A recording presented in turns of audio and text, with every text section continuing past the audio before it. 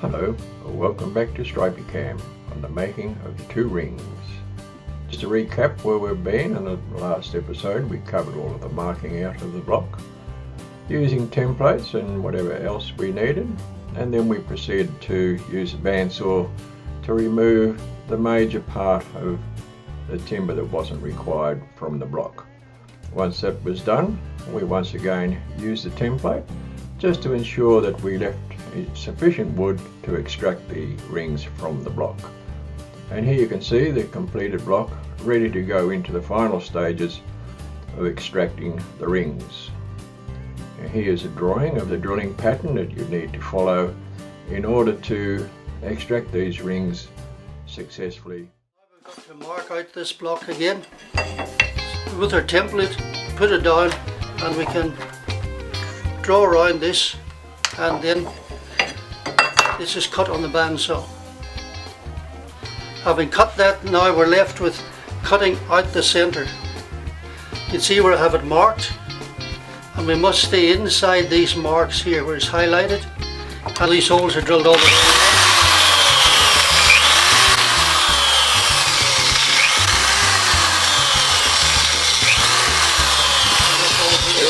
Just straight holes? Straight holes, yeah, just straight holes right down. Now, to get through to the other side, there's one block we've got to get into. We've got to go down at this angle.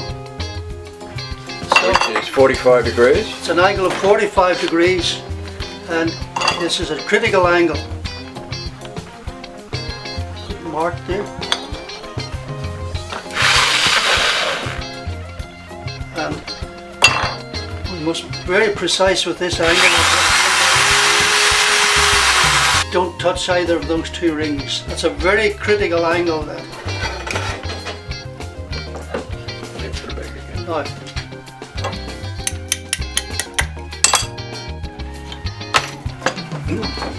having drilled that out, we're now at the stage of separating the two rings. Now, there are probably many ways we can do this, but I wasn't so good having to go for it. So, just with the chisel, chop it out. We work all the way around. It's now over to the disc and belt sander to tidy up the rings as much as possible to make things easier when the rings go onto the lathe for the final sanding down to the specification dimensions. Here you see Frankie just trimming down some of the outer edges of the rings to make it easier when he is in the lathe doing all this work. You've got a little bit less to sand. As you'll see, the sanding is also a long job and takes a lot of time. And this is where Frankie is using the oscillating spindle grinder, and you can see him now where he is sanding the inside of the rings, and this is going to allow him to get more movement or more clearance between each ring, making it a far easier job to get the correct profile in the sanding. You can see here now he's got a little bit more room to get his chisel in there if he wishes to, and you can see that the comparison between how the rings look now from the actual starting block, where you can see that he's picked up now. This is another one. You can see how rough it is when you chip it out, and that's where he's up to now. At this point he's heading off to the lathe, and you can see now his attachment. It has the three convex rollers all lined up and driven by a rebelt that Frankie will explain to you shortly. And there you can see the rings perfectly positioned in the attachment, and here he is ready to go. So we'll leave that for Frankie to explain it to you for now. Now we're setting up for turning on the lathe. You can see where pulleys are driven by the headstock. We've got a live centre and running on 3 spools. We've got one block that is held down here, this bottom ring is held stationary and the top one is free to move.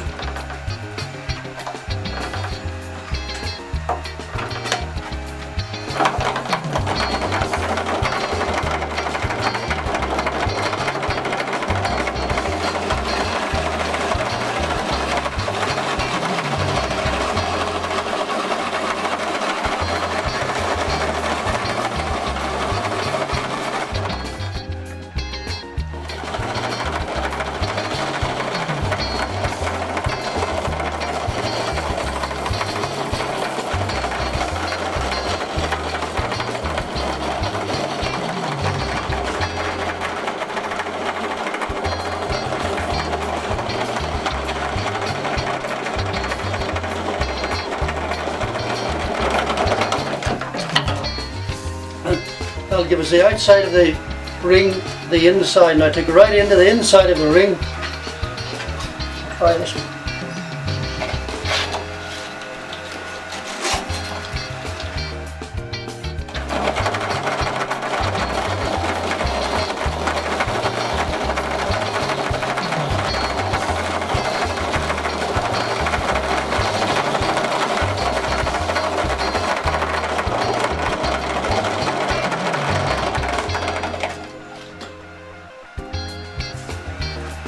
Check, see how we're going for a round. Work our way down gradually. And we'll have a look at the other ring now.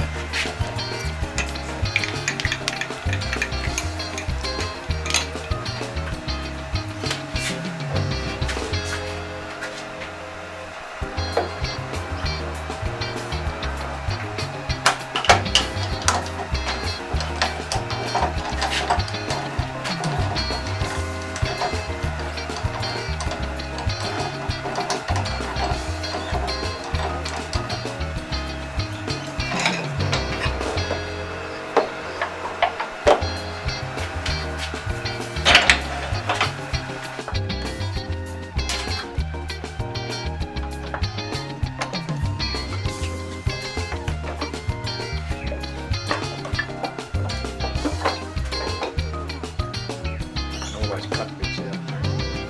Yeah, that's all.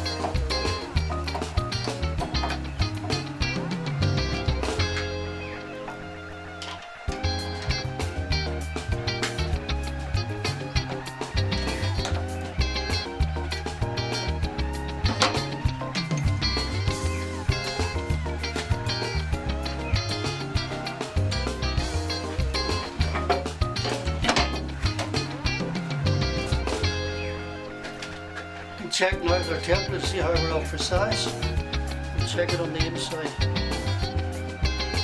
Check it all the way around. Oh, you need to keep checking this.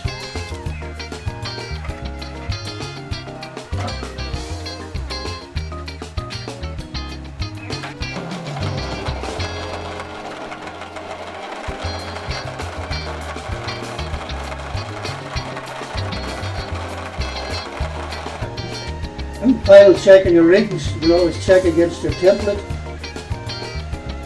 Now, check it with your hands to feel it that you've got a nice smooth finish all the way around, both rings. And I've brought these down to a 400 grit, so it's pretty smooth. Now I use this rub-on polish. This is the one that I use. And I find that working with two rings when they're touching something like this is easier to use. So a few coats of this, 3 or 4 coats.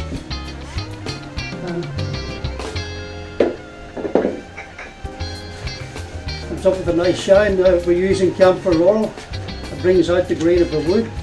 See the grain coming out nicely with this. beautiful shine of the beard.